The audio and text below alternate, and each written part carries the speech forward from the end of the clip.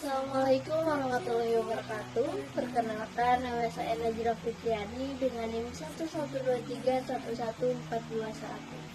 Di sini saya akan menganalisis sebuah kasus yang terjadi di sebuah swalayan Kota Makassar sebagai tugas UAS dari mata kuliah Budaya Organisasi. Menurut cerita, kasus ini berawal dari sebuah peristiwa sederhana yang kerap terjadi dalam kehidupan sehari-hari, yaitu interaksi antara pelanggan dan petugas layanan di sebuah swalayan Kota Makassar. Pada saat itu, seorang dosen dari Universitas Islam Makassar atau UIM Al-Ghazali sedang melakukan transaksi pembelian di kasir. Dalam proses pembayaran, terjadi kesalahpahaman terkait aturan antrian yang berlaku di swalayan tersebut. Kasir swalayan kemudian menegur dosen tersebut agar mengikuti urutan antrian sebagaimana semestinya. Teguran tersebut disampaikan sebagai bagian dari pelaksanaan Standar Operational Procedure atau SOP pelayanan yang bertujuan untuk menjaga ketertiban dan memberikan pelayanan yang adil kepada seluruh konsumen tanpa membedakan latar belakang atau status sosial. Pada dasarnya, teguran tersebut tidak dimaksudkan untuk merendahkan atau menyerang secara pribadi, melainkan sebagai bentuk tanggung jawab kasir dalam menjalankan tugasnya. Namun, situasi yang seharusnya dapat diselesaikan secara tenang dan wajar justru menjadi konflik. Kesalahpahaman yang terjadi dalam interaksi singkat tersebut memicu respon emosional yang berlebihan, sehingga permasalahan sederhana berubah menjadi kasus yang berdampak luas. Penyebab utama terjadinya kasus ini adalah ketidakmampuan individu dalam pengendalian emosi serta menghadapi situasi yang dianggap tidak menyenangkan atau mengganggu harga diri. Teguran kasir yang sejatinya bersifat netral dan profesional justru ditafsirkan secara personal oleh dosen yang bersangkutan.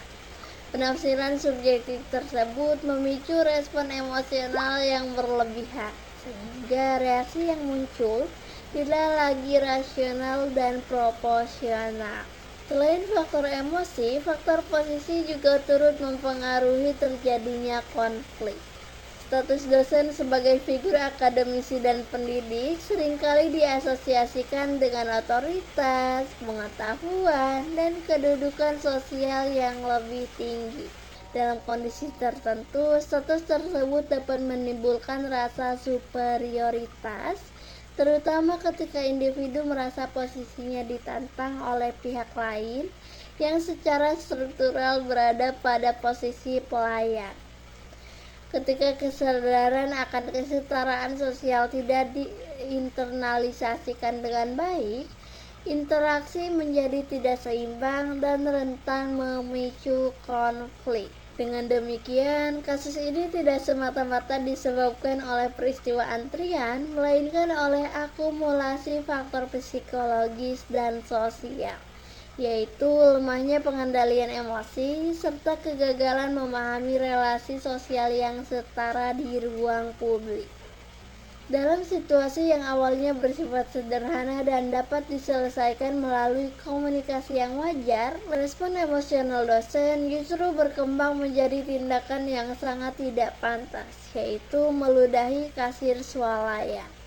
Tindakan ini tidak hanya menunjukkan kegagalan dalam pengendalian emosi, tetapi juga sebagai cermin dari perilaku yang melanggar norma sosial, etika, dan nilai kemanusiaan. Secara umum, meludah kepada orang lain dipersepsikan sebagai bentuk penghinaan yang serius dan merendahkan martabat serta harga diri seseorang. Bagi korban, yaitu kasir swalayan, kejadian ini berpotensi menimbulkan dampak psikologis yang mendalam. Perlakuan tidak manusiawi yang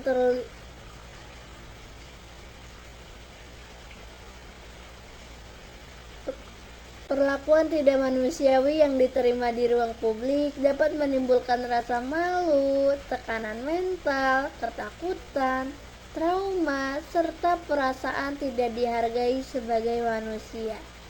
Kondisi ini memperlihatkan adanya ketimpangan relasi kuasa antara pelanggan dan pekerja layanan, di mana pihak yang merasa memiliki status sosial yang lebih tinggi dapat bersikap sewenang-wenang. Situasi semakin membesar ketika rekaman kamera pengawas atau CCTV swalayan tersebut tersebar di media sosial. Dalam waktu singkat, video tersebut menjadi viral dan memicu akses reaksi keras dari masyarakat. Media sosial berperan sebagai ruang publik digital yang mempercepat penyebaran informasi sekaligus membentuk opini publik. Akibatnya, peristiwa ini tidak lagi dipandang sebagai konflik antara dua individu, melainkan sebagai peristiwa sosial yang mengundang penilaian moral dan etis dari masyarakat. Ketika identitas pelaku diketahui sebagai dosen Universitas Islam Makassar atau UIM Al-Ghazali, fokus perhatian publik bergeser dari individu ke institusi. Dosen dipandang bukan sekadar warga biasa, melainkan figur pendidik yang memiliki tanggung jawab moral, sosial, dan akademik. Perilaku yang tidak mencerminkan etika seseorang pendidik memunculkan kekecewaan publik serta mempertanyakan kualitas nilai dan karakter yang ditanamkan dalam lingkungan akademik, khususnya di institusi pendidikan yang berbasis nilai keislaman. Adapun dampak konflik yang ditimbulkan dari kejadian ini meliputi yang pertama, dampak psikologis berupa rasa terhina, tertekan, dan hilangnya rasa aman pada korban di tempat kerja. Kemudian dampak sosial berupa kecaman, kritik, dan kemarahan masyarakat terhadap pelaku. Yang ketiga, dampak institusional, yaitu tercorengnya citra dan reputasi Universitas Islam Makassar sebagai lembaga pendidikan. Dan yang terakhir, dampak budaya organisasi, di mana publik mulai mempertanyakan sejauh mana nilai etika, adab, dan pengendalian diri benar-benar diinternalisasi oleh anggota organisasi. Selain itu, kasus ini menunjukkan bahwa perilaku individu di ruang publik dapat membawa konsekuensi bagi organisasi. Di era digital, batas antara kehidupan pribadi dan identitas profesional semakin kabur. Tindakan individu yang menyimpang dapat dengan cepat dikaitkan dengan organisasi tempat ia bernaung. Secara keseluruhan, kondisi yang berlangsung dalam kasus ini menegaskan bahwa kegagalan individu dalam bersikap etis tidak hanya berdampak pada hubungan antar pribadi, tetapi juga dapat memicu krisis kepercayaan terhadap institusi dan nilai-nilai yang diusungnya. Sekarang saya ingin memberikan analisis dan pendapat dari perspektif budaya organisasi. Dalam perspektif budaya organisasi, individu yang menjadi bagian dari suatu organisasi tidak dapat dipisahkan dari identitas institusi tempat ia bernaung. Oleh karena itu, perilaku dosen di ruang publik secara tidak langsung akan dikaitkan dengan nilai-nilai institusi oleh mahasiswa, masyarakat, dan publik secara luas. Universitas, terlebih universitas yang berbasis nilai keislaman seperti Universitas Islam Makassar, secara normatif menjunjung tinggi prinsip adab, akhlak mulia, pengendalian diri, keadilan, dan penghormatan terhadap sesama manusia. Nilai-nilai tersebut umumnya tertuang dalam visi dan misi universitas kode etik dosen, serta berbagai aturan dan kebijakan formal organisasi. Namun demikian, budaya organisasi tidak cukup diukur dari keberadaan dokumen formal semata. Budaya organisasi yang sesungguhnya tercermin dari bagaimana nilai-nilai tersebut dapat diinternalisasi dan diwujudkan dalam perilaku nyata anggota organisasi dalam kehidupan sehari-hari. Kasus ini memperlihatkan adanya kesenjangan antara nilai formal organisasi dalam praktik aktual individu. Dengan kata lain, nilai budaya organisasi masih berada pada tataran normatif dan simbolik, belum sepenuhnya menjadi pedoman perilaku yang hidup dan melekat dalam diri anggota organisasi. Kasus ini memperlihatkan adanya kesenjangan antara nilai formal organisasi dan praktik aktual individu. Tindakan dosen yang bersikap emosional dan merendahkan martabat orang lain menunjukkan bahwa nilai etika dan adab yang dijunjung tinggi secara institusional belum sepenuhnya terinternalisasi dalam kesadaran dan perilaku individu. Dengan kata lain, budaya organisasi masih berada pada tataran normatif dan simbolik, belum sepenuhnya menjadi pedoman perilaku yang hidup dan melekat dalam diri anggota organisasi. Dari sudut pandang teori budaya organisasi, kondisi ini mengindikasikan perlunya refleksi dan evaluasi internal di tingkat pendidikan atau institusi. Permasalahan tidak hanya dapat dilihat sebagai kesalahan individu semata, tetapi juga sebagai cerminan dari sistem organisasi yang mungkin masih belum cukup kuat dalam membentuk karakter dan etika anggotanya. Organisasi perlu meninjau kembali nih sejauh mana proses pembinaan nilai dan budaya benar-benar berjalan secara efektif dan berkelanjutan.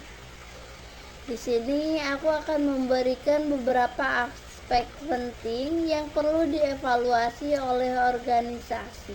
Antara lain, yang pertama, efektivitas pembinaan etika dan karakter. Apakah pembinaan tersebut hanya bersifat formalitas dan administratif atau benar-benar mampu membentuk perilaku dan sikap anggota organisasi?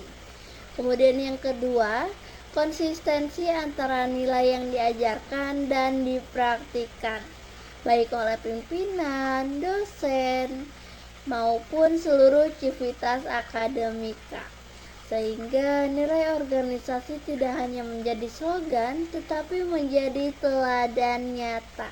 Kemudian yang ketiga, mekanisme pengawasan dan penguatan budaya organisasi, termasuk peran keteladanan pemimpin, kejelasan sanksi terhadap pelanggaran etika, serta sistem pembinaan yang berkesinambungan. Dalam budaya organisasi yang kuat, nilai dan norma seharusnya berfungsi sebagai pengendali perilaku individu, bahkan dalam situasi spontan, penuh tekanan, dan konflik. Ketika budaya organisasi gagal menjalankan fungsi tersebut, maka resiko penyimpangan perilaku individu akan semakin besar. Penyimpangan ini tidak hanya berdampak kepada perilaku dan korban, tetapi juga dapat meluas menjadi krisis kepercayaan publik serta merusak reputasi institusi secara keseluruhan. Dengan demikian, kasus ini menjadi pengingat bahwa penguatan budaya organisasi bukan hanya sekedar tanggung jawab individu, melainkan tanggung jawab kolektif organisasi dalam memastikan bahwa nilai-nilai etika dan kemanusiaan benar-benar hidup dalam setiap tindakan anggotanya. Sekarang gimana sih solusi dan penyelesaian kasusnya? Menanggapi kasus yang berkembang luas di ruang publik, Universitas Islam Makassar menunjukkan sikap institusional yang bertanggung jawab dengan mengambil langkah tegas melalui mekanisme pemeriksaan etik dan disiplin yang berlaku. Tindakan ini mencerminkan bahwa organisasi tidak bersikap pasif, defensif, atau berusaha menutupi permasalahan, melainkan berupaya menegakkan nilai dan norma yang menjadi dasar keberadaan institusi. Berdasarkan hasil pemeriksaan dan evaluasi yang dilakukan, universitas menyimpulkan bahwa tindakan dosen yang bersangkutan telah melanggar kode etik dosen, baik sebagai pendidik, akademis, maupun tenaga profesional. Yang kedua, bertentangan dengan nilai keislaman, norma sosial, dan prinsip kemanusiaan yang menjunjung tinggi adab serta penghormatan terhadap sesama. Kemudian menimbulkan dampak negatif terhadap citra dan reputasi institusi, terutama di mata masyarakat dan publik luas. Sebagai bentuk pertanggungjawaban, Universitas Islam Makassar menjatuhkan sanksi tegas berupa pemberhentian dosen dari jabatannya, serta menyampaikan permohonan maaf secara terbuka kepada korban dan masyarakat. Keputusan ini dapat dipandang sebagai langkah yang tepat, strategis, dan proporsional dalam menjaga integritas organisasi serta memulihkan kepercayaan publik. Dari perspektif budaya organisasi, keputusan ini menunjukkan komitmen nyata organisasi dalam menegakkan nilai dan norma yang dianut, bukan sekadar menjadikannya sebagai slogan atau simbol formal. Kemudian yang kedua, tindakan ini memberikan keadilan moral bagi korban dengan mengakui kesalahan yang terjadi dan menunjukkan keberpihakan organisasi pada nilai kemanusiaan. Dan yang ketiga, langkah ini berfungsi sebagai pembelajaran kolektif bagi seluruh anggota organisasi agar menyadari bahwa setiap perilaku individu membawa konsekuensi etis dan institusional. Yang keempat, ketegasan tersebut berperan dalam menjaga legitimasi dan kepercayaan publik terhadap universitas sebagai lembaga pendidikan. Namun, penyelesaian kasus tidak seharusnya berhenti pada pemberian sanksi semata. Dalam kerangka budaya organisasi, penyelesaian yang berkelanjutan menuntut adanya langkah preventif dan penguatan sistem nilai agar kejadian serupa tidak terulang di masa depan. Oleh karena itu, organisasi perlu menerapkan solusi jangka panjang yang berorientasi pada penguatan nilai organisasi. Contohnya, yang pertama, penguatan pendidikan etika dan karakter bagi dosen dan tenaga kependidikan secara keberlanjutan. Tidak hanya dalam bentuk sosialisasi, tetapi dalam pembinaan yang reflektif. Kemudian yang kedua, internalisasi nilai budaya organisasi melalui pelatihan rutin, pembinaan berjenjang, serta keteladanan pemimpin sebagai role model utama. Kemudian yang ketiga, pembinaan pengendalian emosi dan komunikasi interpersonal, khususnya dalam menghadapi situasi konflik dan interaksi di ruang publik. Penegakan kode etik secara konsisten dan adil tanpa memandang jabatan, status, atau latar belakang individu, sehingga tercipta rasa keadilan dan kepercayaan internal. Dengan menerapkan langkah-langkah tersebut, organisasi tidak hanya menyelesaikan masalah secara reaktif, tetapi juga membangun sistem pencegahan yang memperkuat budaya organisasi secara menyeluruh. Pada akhirnya, budaya organisasi yang kuat akan berfungsi sebagai pengendali perilaku individu, sekaligus menjaga nilai dan reputasi institusi dalam jangka panjang. Kesimpulannya, kasus yang melibatkan dosen Universitas Islam Makassar atau UIM Al-Ghazali dan kasir swalayan di Kota Makassar menunjukkan bahwa peristiwa sederhana dalam kehidupan sehari-hari dapat berkembang menjadi persoalan besar ketika individu gagal mengendalikan emosi dan mengabaikan nilai etika. Kesalahpahaman terkait antrian yang seharusnya dapat diselesaikan secara wajar justru berujung pada tindakan yang tidak pantas yang melanggar norma sosial, etika, dan nilai kemanusiaan. Dari perspektif budaya organisasi, kasus ini menegaskan bahwa perilaku individu, terutama mereka yang memiliki posisi simbolik seperti dosen, tidak dapat dipisahkan dari citra dan nilai organisasi tempatnya bernaung. Dosen dipandang sebagai representasi moral dan intelektual institusi pendidikan, sehingga setiap tindakan di ruang publik dapat dikaitkan dengan nilai-nilai organisasi. Ketika perilaku individu bertentangan dengan nilai tersebut, yang dipertanyakan bukan hanya individu pelaku, tetapi juga efektivitas internalisasi budaya organisasi.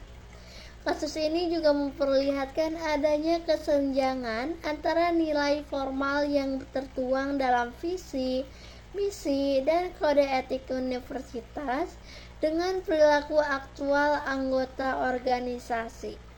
Hal ini menunjukkan bahwa budaya organisasi tidak cukup dibangun melalui aturan tertulis semata, melainkan harus diinternalisasi secara keberlanjutan melalui keteladanan pimpinan, pembinaan etika, serta pengawasan yang konsisten. Respon Universitas Islam Makassar dalam menjatuhkan sanksi tegas dan menyampaikan permohonan maaf kepada korban serta masyarakat mencerminkan komitmen organisasi dalam menegakkan nilai etika dan menjaga integritas institusi. Langkah ini menunjukkan upaya organisasi untuk menyelaraskan nilai yang diklaim dengan praktik nyata, sekaligus menjadi pembelajaran bagi seluruh civitas dan akademika. Secara keseluruhan, kasus ini memberikan pelajaran penting bahwa kekuatan budaya organisasi diuji bukan hanya dalam kondisi normal, tetapi juga ketika organisasi menghadapi persimpangan perilaku anggotanya. Penguatan budaya organisasi memerlukan internalisasi nilai yang berkelanjutan, memahami pengendalian diri individu, serta ketegasan institusi dalam menegakkan etika. Dengan demikian, organisasi dapat menjaga kehormatan, kepercayaan publik, dan keberlanjutan nilai-nilai yang dianut. Cukup sekian analisis mengenai kasus di sebuah swalayan Kota Makassar. Semoga bermanfaat. Terima kasih dan sampai jumpa.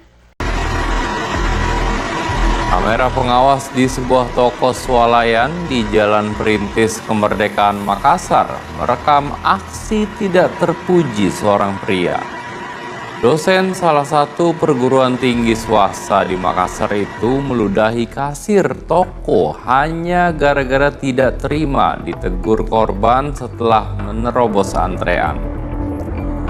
Selain meludah, pelaku juga memaki dan memaksa sang kasir meminta maaf.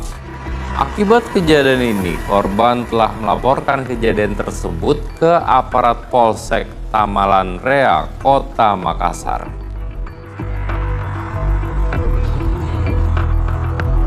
Juga pelaku ini yang menerobos antrian kemudian ditegur oleh kasir dan tidak terima dan diduga sempat meludahi kepada kasir tersebut.